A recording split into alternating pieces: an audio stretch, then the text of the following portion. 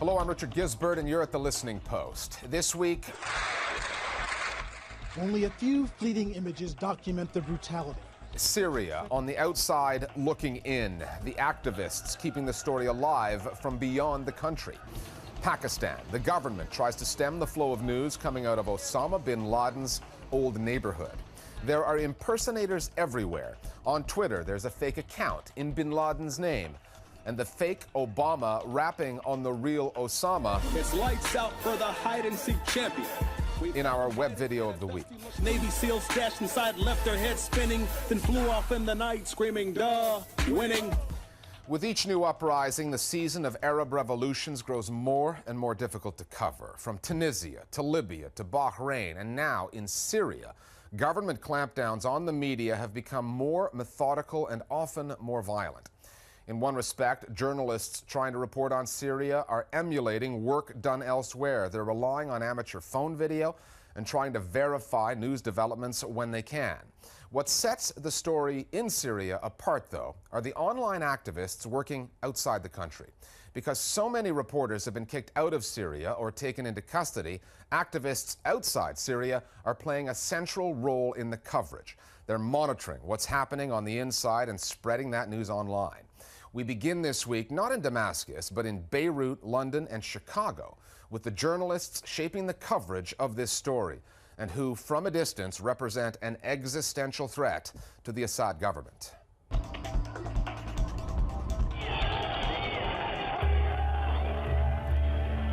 Anger in Syria on Saturday. Whether you're an activist in Syria wanting to get your protest video out to the world, an important story that no reporter can get to, or a news organization locked out of Syria wanting to cover the story, Osama Monajed is the kind of person you want to get in touch with. He's a Syrian activist, and you can find him at his laptop in London.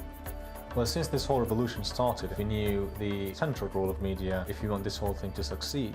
So the first thing was to try to connect and organize efforts with everyone inside the country. People at the beginning didn't know if they have videos or using their mobile phones and where to send the images to and how to get these exposed. But slowly we managed to create the network where people know now exactly where to send the images to. And we have a virtual operations center. We monitor every video coming and every image coming and a story from inside the country.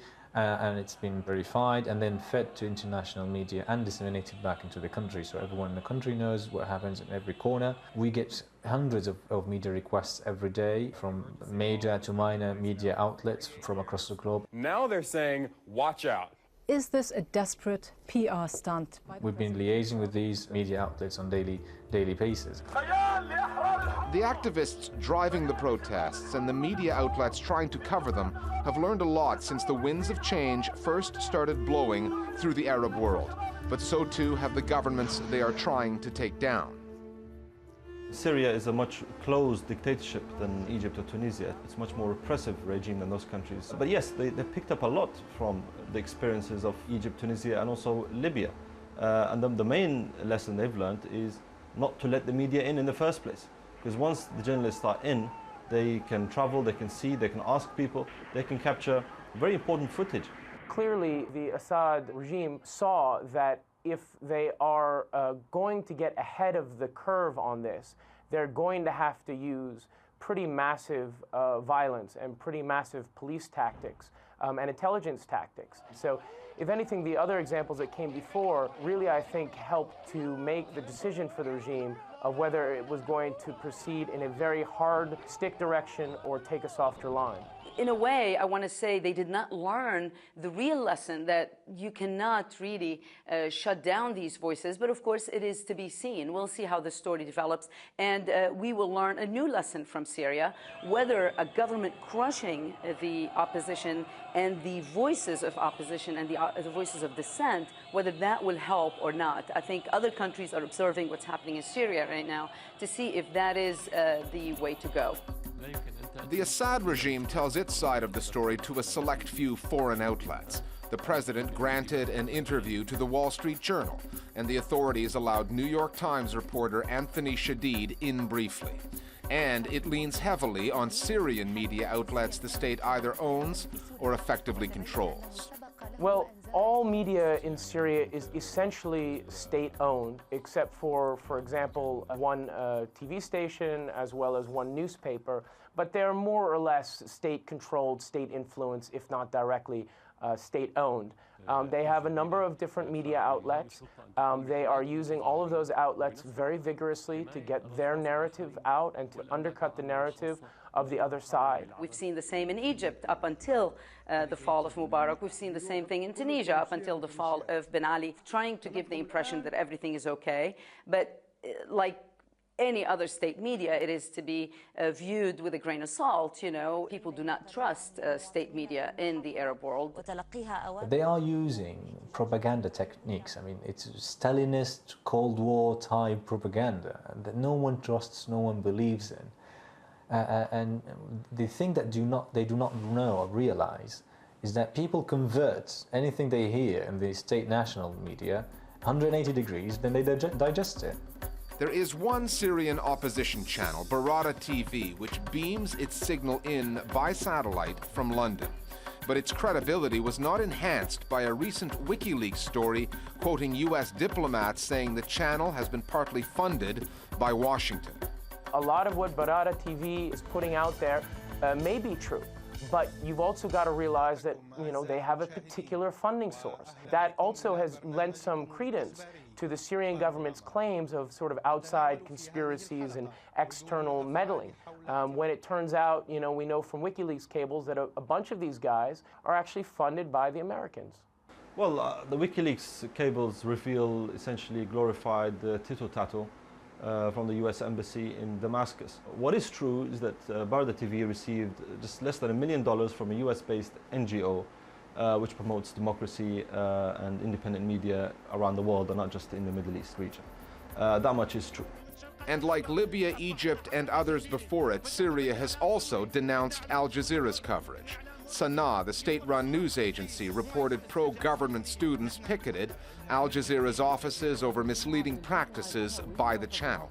It seems fairly evident that the Syrian government regards Al Jazeera right now as enemy number one in the media field, if not in the political field as well. Al Jazeera has learned that its missing journalist, Dorothy Pavaz, is now being held in Iran. It follows her deportation from Syria. It's even more bitter because unlike in the situation in Libya and Egypt, the Syrian case is radically different because Syria long regarded Al Jazeera as essentially sympathetic to the resistance axis which it anchors. That said, the Syrians also realize that they're going to have to be pragmatic. In the more wide-open media space that Middle Easterners live in, thankfully, it's going to be something that they're just going to have to come to terms with at some point. Because, like the embattled authorities elsewhere in the Arab world, the Syrians have learned that while they can lock news organizations out, they cannot silence the citizen journalists within. Well, the Syrian regime now fears a mobile phone more than anything, fears a camera more than anything, fears any form of communication more than anything.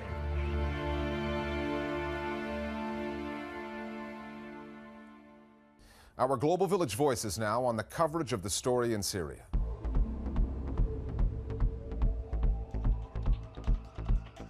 They trying now to adopt the new technology to apply their censorship, but there is now thousands and thousands working for liberty on the internet and the freedom of internet. And all the time we are one step, they are 1 to 10 steps behind us. The problem with Syria is that the internet is so weak and the connections are so poor. And what we're hearing is that in many cases the internet connections have been cut off. So these cyber activists or the people who are filming this stuff on their mobile phones are kind of being forced into this bottleneck. And the problem is that that gives the authorities the ability to monitor everything that's coming out of the country. Few, if any, professional photojournalists are able to work in Syria. The effect of this is, although that we're getting authentic images from the ground about what's happening in these events, the lack of a professional aesthetic amongst those images means they're not getting the play and the coverage in the Western media that they would otherwise have. If you've got an opinion on the news media that you'd like to get on the air as one of our Global Village voices, we suggest you join the thousands of our viewers who already follow us on Facebook and Twitter. They go to those sites to find out what stories we're working on so they can weigh in. Or you can just get in touch with us the old-fashioned way, via email. We're at listeningpost@aljazeera.net. Time now for Listening Post News Bites. The government in Pakistan is trying to limit the collateral PR damage it's taking over Osama bin Laden's assassination, and it's doing so by making life difficult for the media. The country's television regulator, PEMRA, wants foreign journalists to stop reporting from Abbottabad, the town where bin Laden was killed. 9 channels, including the BBC, CNN, and Fox News, have been told they must apply for a license if they want to continue reporting from there. Several international journalists have been told that their visas did not permit them to stay, while reporters trying to get into the country say they are being denied visas. The Pakistani government and its intelligence agency, the ISI, are facing all kinds of questions over how much they knew about bin Laden's whereabouts and how he was able to live undetected in a militarized area. In what looks like a retaliatory move, the ISI has been named as the source in the leaking of the name of the alleged CIA station chief in Islamabad, Mark Carlton. It's the second time in less than a year that the country's media have revealed the name of a clandestine American operative, and that will not help improve relations between the U.S. and Pakistan. The media crackdown in Bahrain, which we looked at a few weeks back here at the Listening Post, is continuing, and the latest target is one of the world's biggest news outlets, Reuters. The company says that its man in Bahrain, reporter Frederick Richter, has been given a week to leave the country after officials there took issue with what they called unbalanced reporting of the pro-democracy protests. 3 other reporters remain locked up in Bahrain. 21 journalists and bloggers are facing charges. 2 men, one a blogger, the other a founder of an opposition newspaper, have died in suspicious circumstances while in police custody, and that opposition newspaper, Al-Wasat, has been shut down. Bahraini officials say they will allow a different Reuters journalist in to cover the country. We'll believe that when we see it. Anti-government activists in Libya are taking a different tack in their attempt to take down the Gaddafi regime. They're trying to silence state-run television. 6 lawyers have accused 2 channels, Al Jamahiriya and Al Jamahiriya 2, of using the airwaves to incite hate and violence. They argue that by depicting anti-government demonstrators as al-Qaeda terrorists or drug addicts, the channels are provoking Gaddafi loyalists into fighting back. The lawyers also plan to take their fight to Nilesat, the Egyptian satellite company, and will attempt to get the regime's channels dropped from that satellite.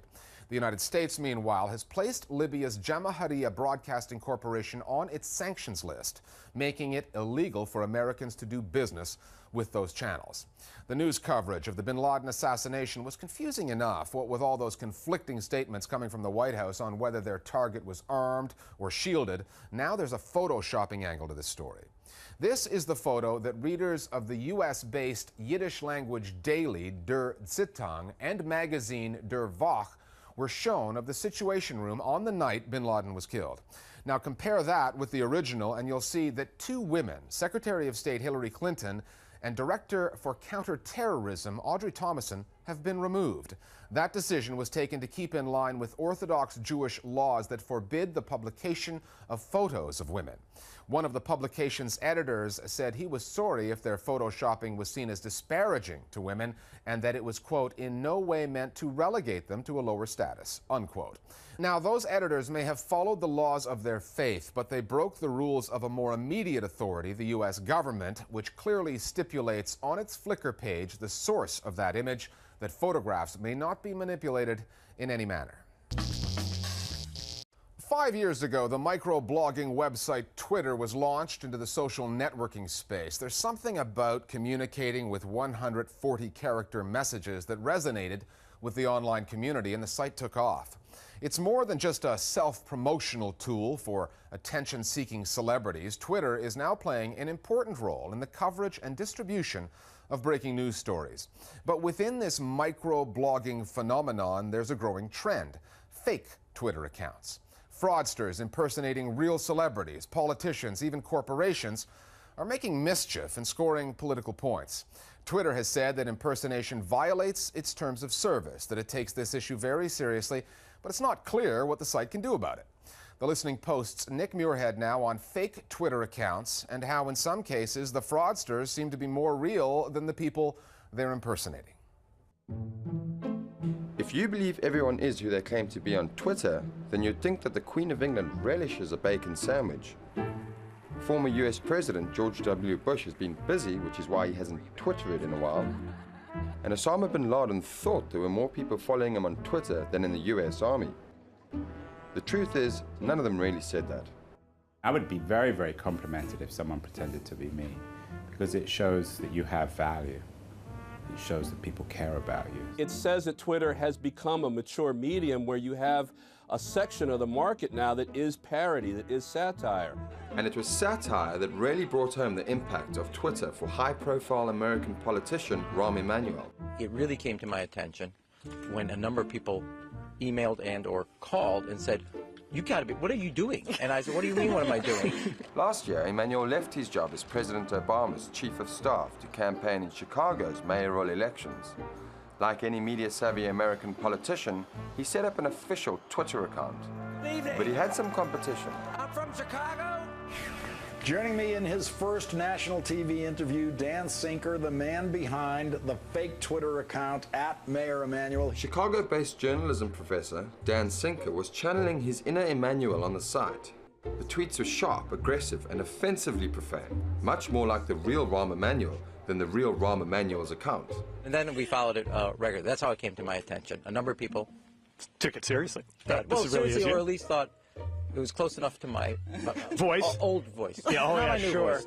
People were more entertained by the fake one, the real account. It's just boilerplate stuff like, oh, Rahm Emanuel is going to be appearing here in the city. Whereas the fake account was just like an angry jerk, which you kind of, like, you know, you kind of expect Rahm Emanuel to be. To use the media to destroy someone who you don't like, I think that's wrong. Whereas with someone like Rahm Emanuel, well, many times he has expressed my sentiments exactly.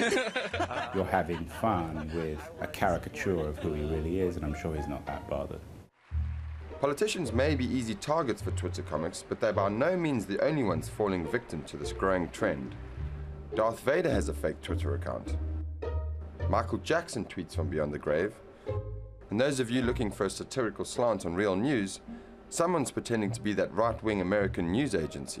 I think in general, fake Twitter accounts, the ones that get recognized or the ones that get big because they have a voice or they have something that rings true to people. The best Twitter accounts have an element of humor. In 140 characters, it brings out people's best. It forces you to be concise. In contrast, say, to blogs where people go on and on and on and become more and more boring. At least on Twitter, if you're boring, you're limited to 140 characters.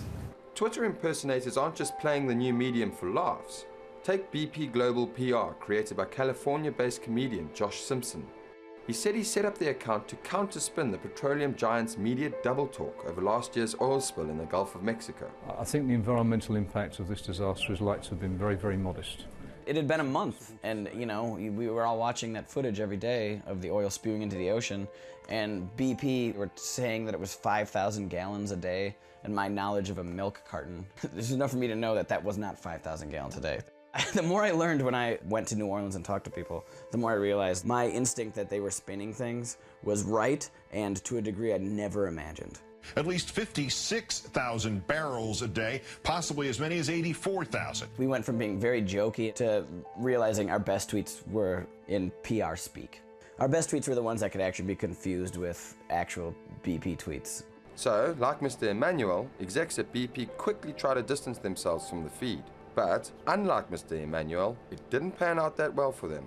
When BP asked Twitter to have us change our name, immediately was trending across the country. I think that's why they never even bothered us again, because they realized that, you know, we were only going to cause more of a stink if they meddled in our business, and that's exactly what they didn't want.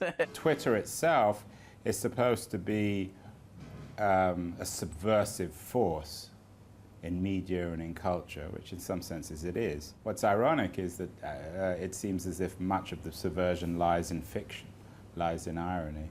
And often traditional regimes, highly centralized authoritarian regimes, don't get satire. When it comes to fake accounts in the Middle East, my guess is that it's hard political satire. So it would be meant to reveal the real nature of an Assad or a Mubarak or a Gaddafi. Mustafa Hussein's creation did exactly that. The Egyptian student set up a fake account for the country's intelligence agency, State Security. He said he did it as a joke, but it turned out to have quite a chilling effect. The interesting thing about Twitter is that when you're followed by someone, it sends you an email saying X is following you now on Twitter. Basically, people receive this email, State Security is now following you on Twitter. And you get an email back on State Security, you're going to be scared.